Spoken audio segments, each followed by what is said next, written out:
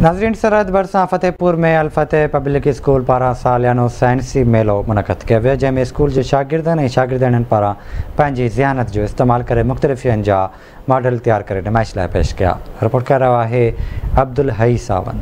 सरहद भरिसां फतेहपुर में अलफतेह पब्लिक स्कूल पारां सालियानो साइंसी मेलो मुनक़द कयो वियो। स्कूल में शागिर्दनि ऐं शागिर्दनि पारां पंहिंजी ज़हानत जो इस्तेमालु करे मुख़्तलिफ़ शयुनि जा मॉडल पिणु तैयार करे नुमाइश लाइ पेश कया विया। साइंसी मेले में ध्यान जो मर्कज़ मक़ामी शागिर्दनि पारां ठाहियल गैस जो उहो ख़ाको रहियो, जंहिंमें शागिर्दनि हथरादू तरीक़े सां पेट्रोल मां गैस तैयार करे उन खे ॿारे बि ॾेखारियो वियो। साइंसी मेले में पीपी अॻुवाण मीर हमज़ा ख़ान सुंदराणी, समाजी अॻुवाण चीफ अहमद अली मलिक समेत ॿिनि माण्हुनि वॾे अंग में शिरकत कई ऐं शागिर्दनि पारां ठाहियल मॉडल जो पिणु मुआइनो कयो वियो। उन मौक़े ते स्कूल जे शागिर्दनि, इंतिज़ामिया ऐं ॿियनि आवाज़ न्यूज़ सां ॻाल्हि ॿोल कंदे चयो त साइंस लैब ठाही आहे, जेका साइंस लैब कमर्शियल त हूंदी आहे, लेकिन उनखां अलावा असां जेतिरो कुझु असांखां थी सघियो आहे स्टूडेंट जे हिसाब सां असां उन खां बि मतिलबु असां पंहिंजी कोशिशि फुल कई आहे। फिटकी पई आहे जेको असां प्यूरिफिकेशन कयूं था वाटर जी, यानी कि पाणी जी प्यूरिफिकेशन जे लाइ फिटकी यूज़ कंदा आहियूं।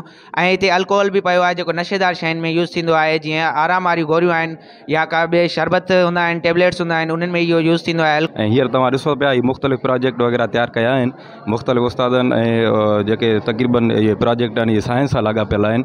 त मीथेन गैस जेको कुदरती गैस आहे कीअं तयारु कबो आहे, उहो त ज़मीन मां मिले थो पियो। उहो वॾी वॾी मशीनूं हुजनि या वरी जेके इंडस्ट्रीज़ वारा हूंदा आहिनि उहे पंहिंजो उन मां खोटाई करे कढंदा आहिनि, पर उन जो हिकिड़ो सैंपल जेको आहे उहो असां तयारु कयो। ही ॿारनि जी बिल्कुलु बहितरीनु महिनत आहे।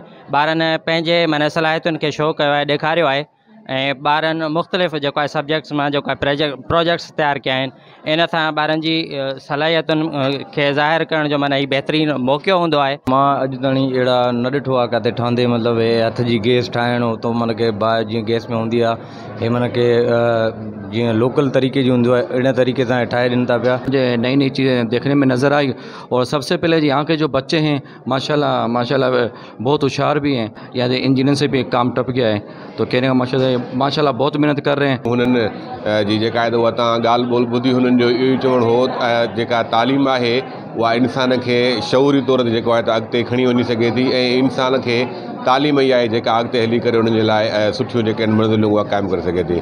कैमरामैन राणा रियाज़ सां गॾु अब्दुल सावंत, आवाज़ टीवी, सरहद।